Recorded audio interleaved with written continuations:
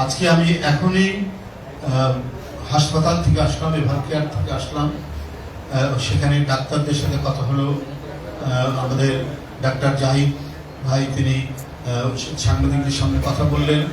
মানে অনেক সংকট এবং উদ্বিগ্নতার মধ্যে আজকে যেন কিছুটা হলেও একটু মানে আশ্বাস এবং একটু আলোর রেখা আমরা জানতে পারলাম যে তিনি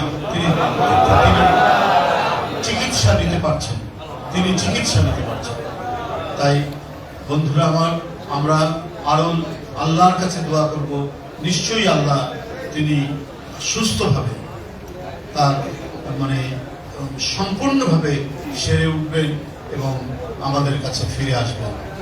বেগম খালেদা জিয়া তার নানাবিধ গুণাবলীর মধ্যে তিনি শুধু দলীয় পরিমণ্ডলেই একজন নেত্রী নন, তিনি সেখান থেকে অনেক ঊর্ধ্বে উঠেছেন।